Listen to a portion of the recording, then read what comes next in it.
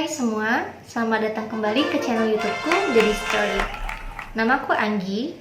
Kali ini aku bakalan share ke kalian mengenai pengalaman pertama cabut gigi bungsu atau wisdom tooth, dan juga ini merupakan pengalaman pertamaku melakukan tindakan odontectomy. Karena aku pernah posting di Instagram Story, ini Instagram aku. Jadi banyak teman-teman yang tanya ke aku, sakit nggak saat prosesnya? Berapa biayanya, terus tempatnya di mana, dan lain sebagainya. Nah, aku pikir why not aku bikin video YouTube, durasinya bisa lebih panjang dan siapa tahu berguna bagi teman-teman semua yang nonton. Jadi di video kali ini aku bakal bagi menjadi 3 part.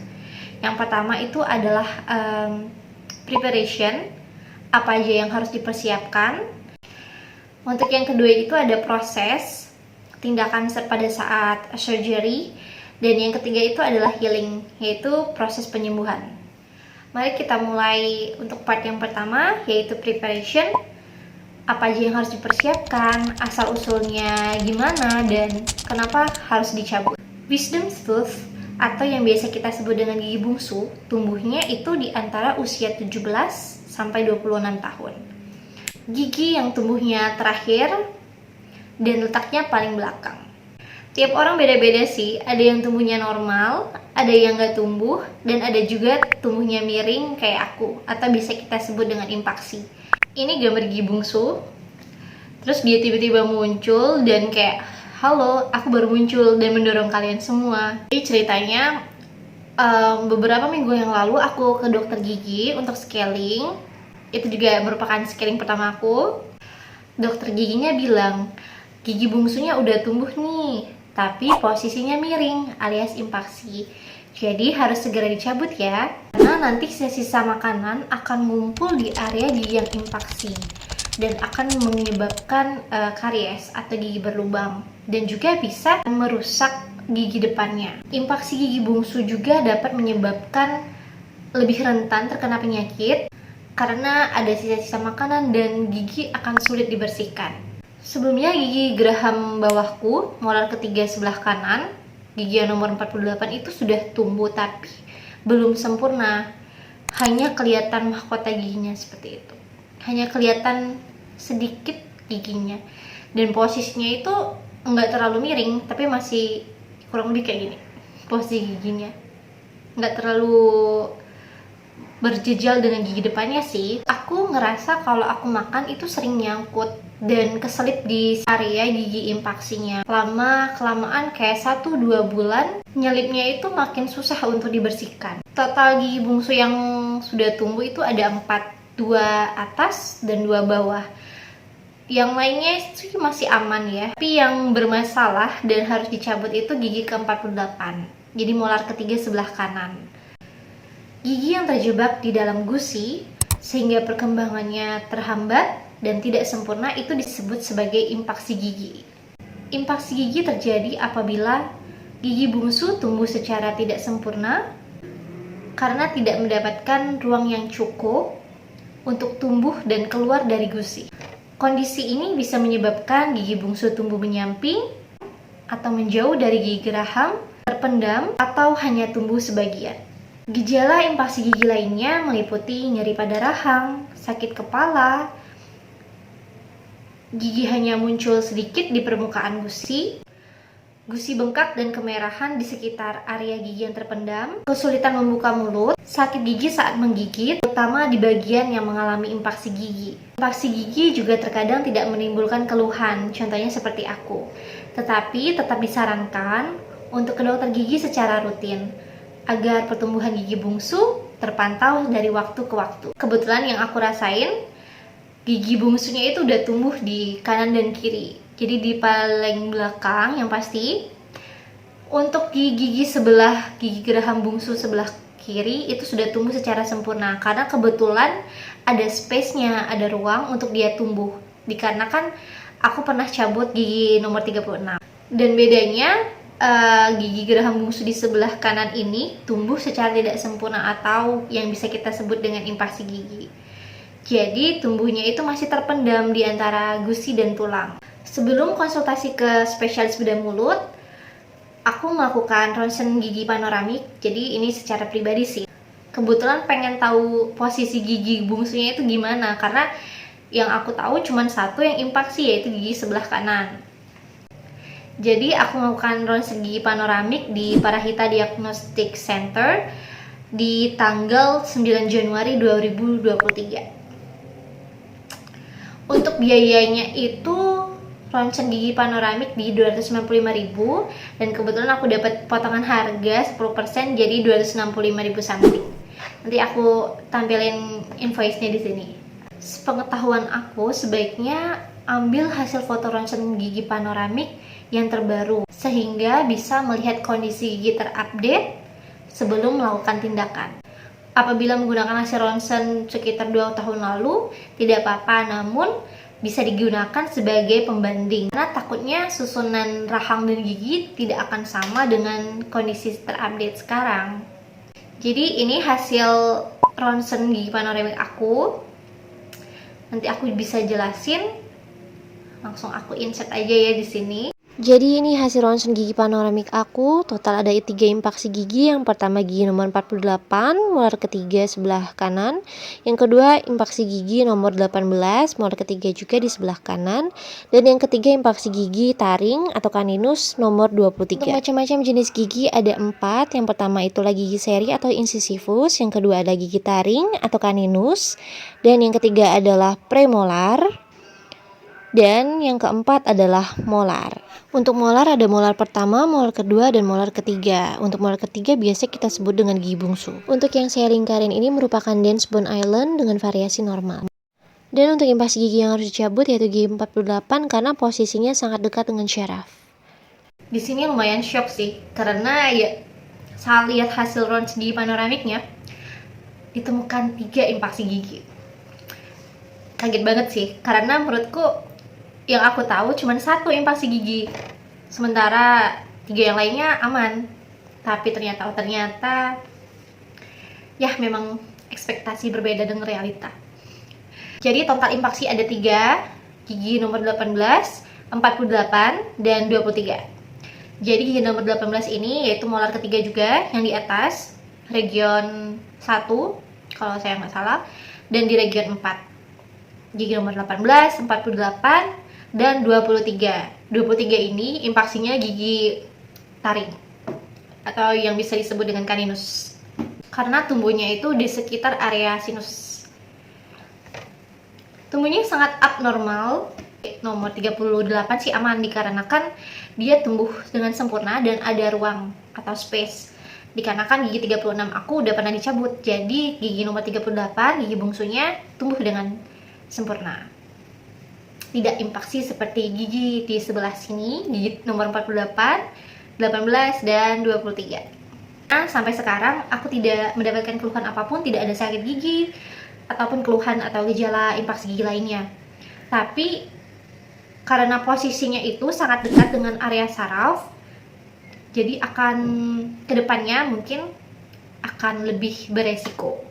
Pernah tampal gigi di dokter gigi Mansur di Palembang, dan dokternya itu merekomendasikan spesialis bedah mulut, yaitu dokter gigi Valentino Haksajiwo, spesialis bedah mulut MKes Mars. Odontektomi adalah suatu tindakan bedah atau operasi sederhana yang dilakukan untuk mengeluarkan gigi bungsu yang impaksi. Untuk tindakan odontektomi sendiri itu tidak bisa sembarangan, harus ke dokter spesialis bedah mulut. Kebetulan dokter gigi Valen ini prakteknya di Rumah Sakit Caritas dan Rumah Sakit Bayangkara.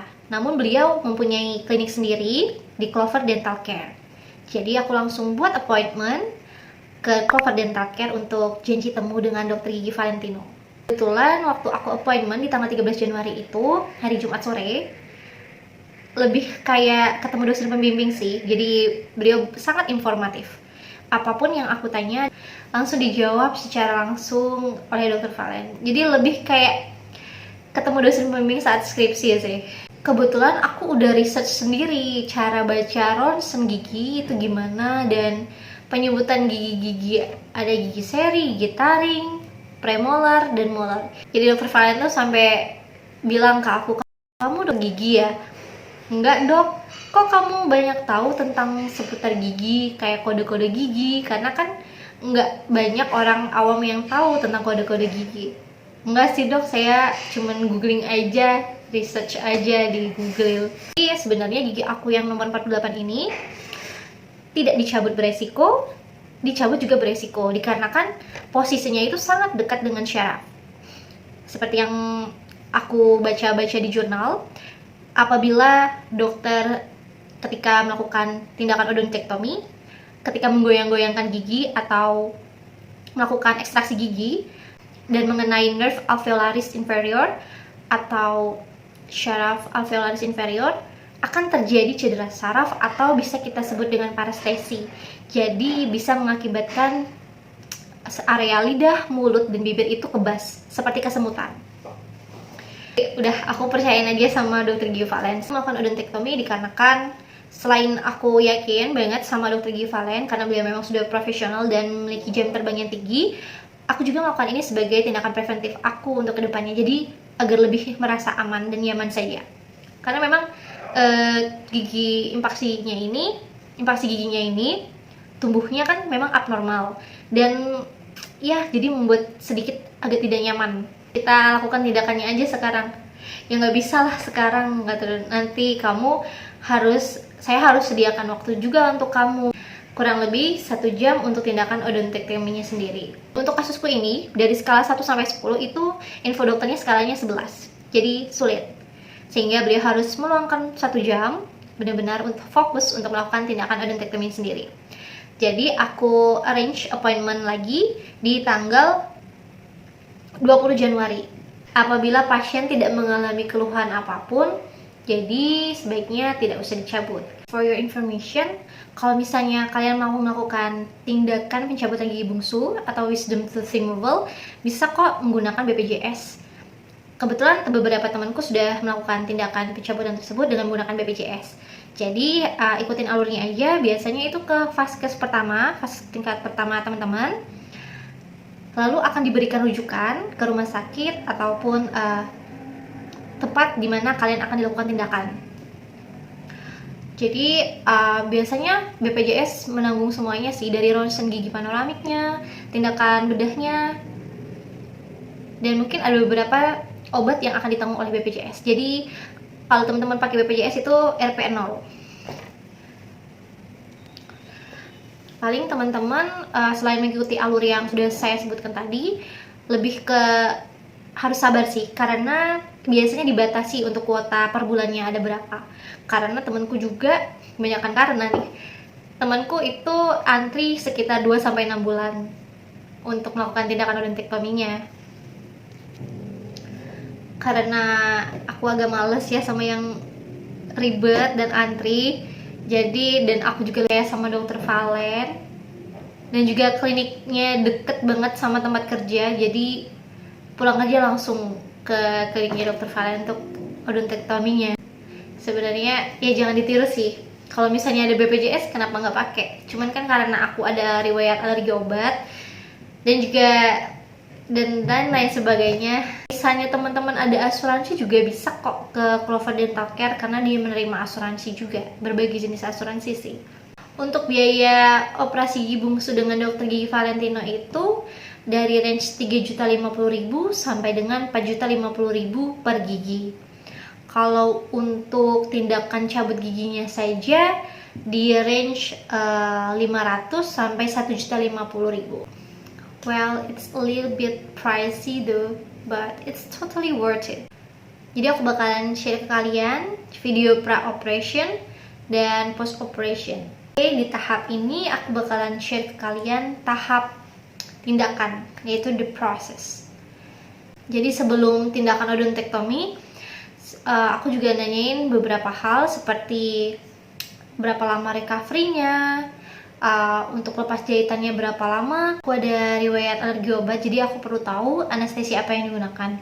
Karena biasanya dokter menggunakan jenis anestesi lokal dan juga menggunakan obat lidocaine. Karena yang aku baca, kalau menggunakan atikain itu resiko parestesinya agak lumayan lebih tinggi karena resikonya sekitar 20% akan mengakibatkan parestesi. Untuk pencabutan satu gigi itu biasanya menggunakan anestesi lokal. Jadi yang dianestesi hanya di sekitar area gigi yang akan dicabut. Kalau misalnya kalian ingin mencabut sekitar di 4 gigi, itu biasanya akan digunakan bius total. Biasanya untuk pengerjaannya itu langsung ke rumah sakit.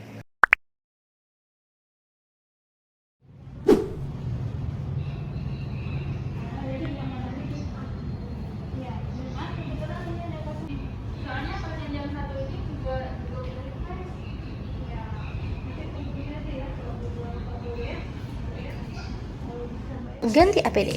Ini penampakan muka aku before odontectomy. Sebenarnya aku melakukan tindakan odontectomy lebih ke preventif, tidak ada keluhan.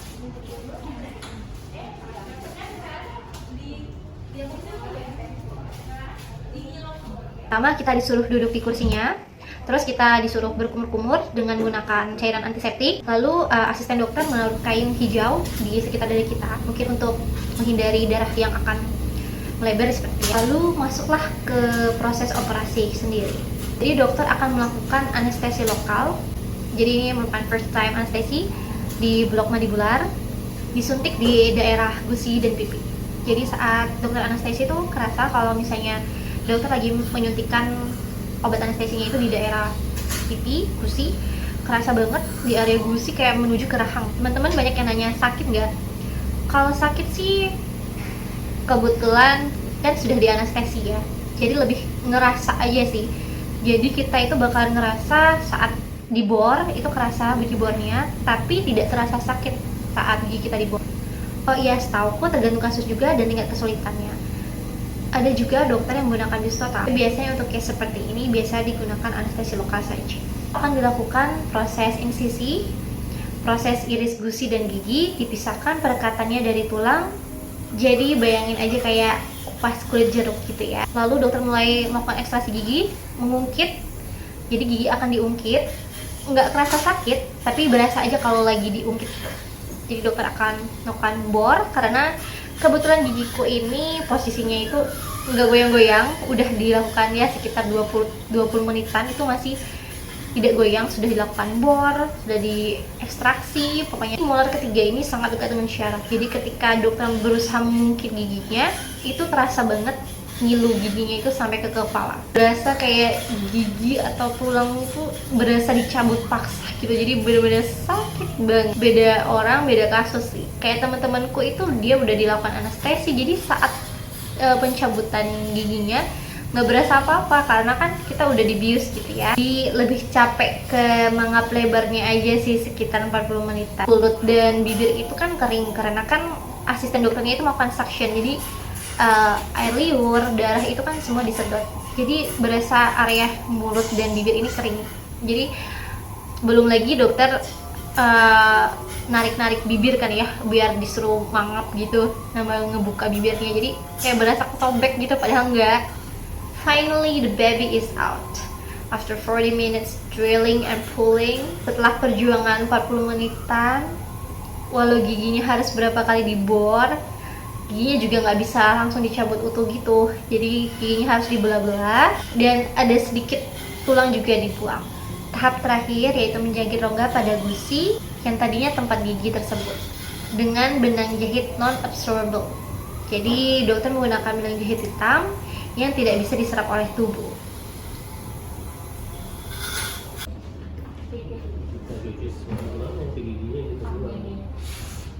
Lanjut selfie dulu sama dokter giginya. Jadi ini kondisi post operation, post op odontectomy. Menggigit ya, nggak berhak sih, cuma ngelo aja.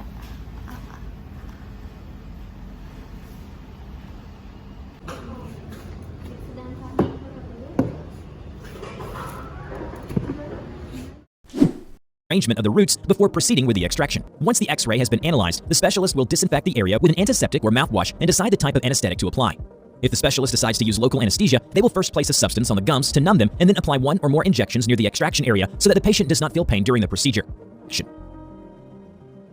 And once it has been verified that the area is completely numb, a small incision will be made in the gum tissue to expose the bone that covers it and visualize the wisdom tooth. Later, contouring will be carried out at the level of the tooth, bone, and then a cut in the wisdom tooth with devices called piezoelectrics, which are used to divide the tooth into parts so that extraction is easier, a process called tooth sectioning. Once the tooth is divided, the dentist will use an instrument called elevator to push the tooth out. And then with the help of metal tweezers, the expert will proceed to pull it until it is completely out. The stitches must be removed after approximately 7 days. Time. Avoid physical exertion. Eat soft foods. Avoid sun exposure. Do not drink alcoholic beverages. Do not smoke and maintain good oral hygiene. Jadi dokter menggunakan benang jahit hitam yang tidak bisa diserap oleh tubuh. Sebenarnya benang jahitan itu ada dua sih. Yang pertama itu yang absorbable, yang bisa diserap oleh tubuh. Dan juga yang kedua adalah non-absorbable. Ini harus dilakukan karena untuk mencegah sisa makanan masuk ke mulut dan akan terjadi pembekakan atau inflamasi. Sisa makanan tersebut bisa membusuk dan akan menjadi sarang bakteri, memicu infeksi, dan pada akhirnya akan menimbulkan masalah yang baru lagi. Benang jahit non-absorbable ini tidak menyerap ke dalam daging, sehingga harus dilepaskan setelah 1 minggu setelah operasi. Dikarenakan apabila masih di dalam rongga mulut dalam jangka waktu yang lama dan akan menjadi infeksi, sehingga harus segera dilepaskan 1 minggu setelah operasi. Kan aku lihat aja saat dokternya yang menjahit dengan benang jahit yang agak panjang, mulai menjahit ke ala rongga yang pada bagian yang luka. Saat dijahit juga nggak terasa sakit. Setelah proses jahitnya selesai, aku disuruh kumur-kumur lagi dengan cairan antiseptik. Terus nunggu dokternya buat kasih resep obat ke aku deh. Udah gitu aja. Sekitar 5-10 menit, lumayan agak lama karena dokternya tahu kondisi aku itu alergi obat, jadi agak lebih lama ngeresepin obatnya. Misalnya aku salah minum obat, alergi obatnya itu langsung ke mata, jadi mata aku itu langsung bengkak. Pertamanya dia kayak bentol kecil, besar dan menyebar. Jadi di sekitar area mata ini bakalan bengkak dan aku akan matanya jadi mengecil dan agak susah melihat. Setelah operasi itu yang pasti aku disuruh gigit kasa atau tampon. Yang pasti ngomongnya nggak bakalan jelas, susah ngomong. Dan buka mulut juga agak susah, cuman bisa kayak satu jari kayak gini aja sih, kayak susah banget gitu, agak effort kalau ngebuka mulut. Dan darahnya juga masih keluar, jadi kita disuruh gigit tampon atau kasanya itu sekitar 30 menit. Nanti kalau misalnya udah sekitar 30 menit dan masih ada darahnya, kita ganti dengan kasa yang baru. Kebetulan aku dikasih ada 3 kasa, dan kalau misalnya teman-teman mau agar cepat darahnya itu membeku, jadi teman-teman bisa kompres dengan air dingin atau juga minum air dingin. Nanti dokter atau susternya itu bakalan informasi ke kita apa saja yang harus dilakukan setelah post-op. Jadi teman-teman tidak boleh berkumur-kumur, tidak boleh mengeluarkan air ludah, tidak boleh makan atau minuman yang panas selama 24 jam. Jadi teman-teman harus jaga banget kondisi mulutnya. Karena setelah operasi gigi itu kan pasti kan darahnya itu masih agak susah bekunya. Jadi kita lakukan hal tersebut untuk mempercepat proses pembekuan darah. Nanti dokter bakalan resepin obat, itu obat ada antibiotik, ada obat anti nyeri, dan juga obat anti radang. Untuk obat antibiotiknya ini wajib dihabisin. Sedangkan untuk obat anti nyeri dan radangnya itu dikonsumsi apabila teman-teman masih merasakan keluhan tersebut, masih merasakan nyeri atau masih merasakan bengkak atau inflamasi. Setelah operasi juga masih kerasa banget sisa-sisa anestesinya, jadi masih agak kerasa kebas di area yang di anestesi. Sebelum operasi itu aku udah makan, udah gosok gigi, udah sikat gigi maksudnya. Jadi setelah operasi aku langsung pulang ke rumah, minum obatnya dan tidur, istirahat aja yang cukup. Terus aku tebus resep obatnya. Dokter memberikan aku 3 macam obat. Yang pertama itu adalah obat antibiotik. Obatnya itu Cefixime Trihydrate 100 mg. Ini antibiotik wajib banget dihabiskan, diminum 2 kali sehari setelah makan. Yang kedua itu dokter memberikan aku obat anti nyeri. Obatnya namanya Orinox, pereda nyeri, diminum 1 kali sehari setelah makan. Dan yang ketiga itu dikasih Cortidex. Ini merupakan obat anti radang, diminum juga 2 kali sehari setelah makan. Yang pasti obat antibiotik itu wajib dihabiskan, sedangkan yang lainnya diminum apabila terjadi keluhan saja. Jadi lukanya itu kan masih kebuka, jadi diperlukan antibiotik agar tidak terjadi infeksi. Nah, ini saat minum obat dan minum air putih ini agak struggling karena aku cuma bisa buka satu jari, mulutnya itu satu jari kayak gini.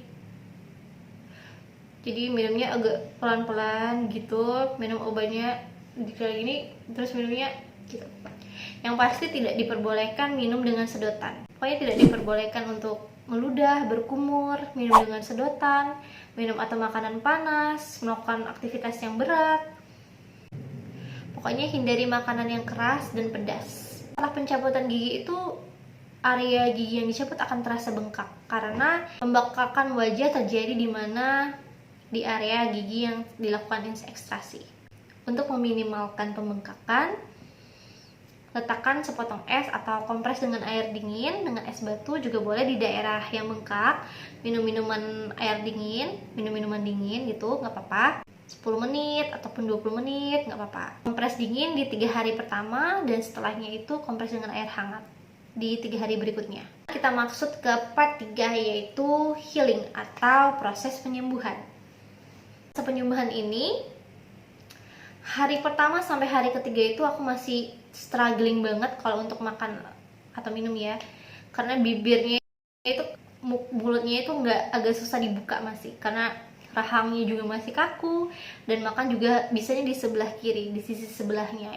Tapi setelah pencabutan di hari pertama sampai hari ketiga, aku tidak mengalami pembengkakan apapun sih. Nanti aku share videonya ya di hari pertama dan hari kedua. Hai, good morning. Jadi aku mau update post-op day 2. Ini kondisi pipiku. Aku ngerasa nggak ada yang bengkak ya. Untuk ngomong juga normal-normal aja, cuman darahnya masih keluar sedikit sih. Dan juga untuk makan aku masih diwajibkan makan yang dingin, nggak boleh panas, tidak boleh meludah, tidak boleh kumur-kumur. Hari ini aku masih belum sikat gigi sih karena takut kena jahitannya, karena masih ada jahitannya kan. Nanti jahitannya bakalan dilepas 1 minggu setelah operasi odontektomi. Jadi di tanggal 27. Aku operasinya itu kemarin di tanggal 20 Januari hari Jumat. Jadi nanti balik lagi ke kliniknya di tanggal 27 Januari 2023. Setelah 1x24 jam diperbolehkan sih kalau untuk sikat gigi, nggak apa-apa. Ekstra hati-hati banget untuk sikat giginya karena takut benangnya kecabut sih. Untuk hari 4 sampai ke hari 7 udah mulai oke nih, udah bisa makan walaupun masih kunyahnya di sebelah kiri, tapi masih oke banget, udah nggak nyut-nyutan lagi, nggak keluar darah, dan so far so good, masih oke. Kalau ngomong terlalu banyak, rahangnya masih agak kaku sih. Teman juga harus jaga kebersihan mulutnya dengan rajin sikat gigi, kumur-kumur dengan antiseptik. Hari ke-7 aku appointment lagi dengan dokter Valen untuk pelepasan jahitan. Pelepasan penjahitannya sendiri juga tidak memakan waktu lama, hanya 5 menit saja, dan tidak diperlukan anestesi atau dibius. Jadi teman-teman tenang aja, nggak usah khawatir, nggak usah takut. Lega banget setelah jahitannya dilepas. Dan usahakan untuk tidur tidak di sisi dimana teman-teman melakukan pencabutan, agar tidak mengganggu atau tidak menimbulkan rasa nyeri saja sih. Jadi kalau bisa teman-teman tidur menghadap ke sisi sebelahnya yang tidak dilakukan pencabutan. Aku juga ada beberapa tips nih untuk teman-teman yang mau cabut gigi bungsu. Yang pertama, teman-teman jangan gugup. Memang sih sakit dan proses penyembuhannya lama, tapi selama kalian yakin ditangani oleh dokter yang kompeten dan juga fasilitasnya lengkap, pasti akan baik-baik aja. Tips yang kedua, cari fasilitas yang lengkap. Di Clover Dental Care itu ada 8 dokter spesialis gigi, dokter spesialis bedah mulut, ada dokter spesialis periodontis, konservasi gigi, ortodontis, dan lain-lain. Alat-alatnya juga steril, jadi ruangannya bersih, ada asisten dokternya. Memang harganya mahal, tapi sesuai dengan pelayanannya, jadi worth it lah. Jangan sampai kalian cari murah tapi ujung-ujungnya berantakan, seperti misalnya terjadi infeksi. Jadi teman-teman harus cari fasilitas yang bagus. Tips yang ketiga, cari teman atau orang tua yang bisa nemenin kalian saat proses berlangsung. Soalnya setelah proses tersebut, kalian pasti akan capek banget, ngantuk, dan langsung pengen istirahat. Yang bisa nemenin dan nganterin kalian pulang. Tips yang keempat, jangan ragu nanya apapun ke dokter. Apabila ada yang kurang jelas, seperti penyembuhannya ini gimana dok? Recovery-nya berapa lama? Terus kapan perlu kontrol lagi untuk lepas jahitan dan lain sebagainya. Kalau kalian masih nggak ngerti, make sure untuk tahu semuanya. Soalnya ini juga akan membantu proses penyembuhan kalian. Tips yang kelima, siapin dana. Karena prosesnya ini bakalan lumayan mahal. Siapin biaya yang cukup, atau kalau di cover sama asuransi itu lebih bagus sih. Tips ke-6, siapin hari libur. Sekitar 2 atau 3 hari untuk memaksimalkan proses penyembuhannya juga. Istirahat di rumah, jangan berolahraga, jangan aktivitas yang terlalu berat. Oh ya, aku juga sering ngecek sendiri sih bagaimana proses penyembuhan muka aku. Jadi aku tiap hari itu suka ngecek area gusi, tempat lukanya, dan ketika aku cek itu memang tidak ada radang atau tidak ada pembengkakan. Cuman di sekitar area yang luka itu ada beberapa sariawan yang lumayan agak besar, dan kata dokternya aku nggak cocok sama benang jahitannya, jadi mengakibatkan sariawan. Tapi sekitar 3-4 harian udah hilang sih sariawannya. Jadi setelah dokter itu melakukan lepas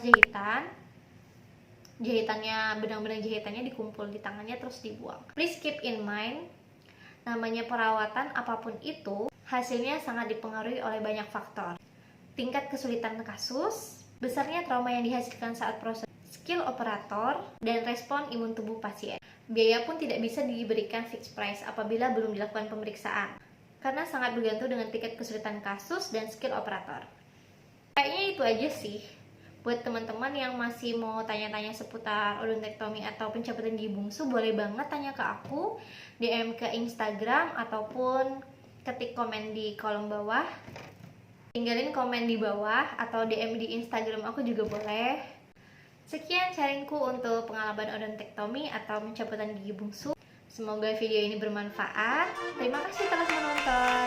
Dadah!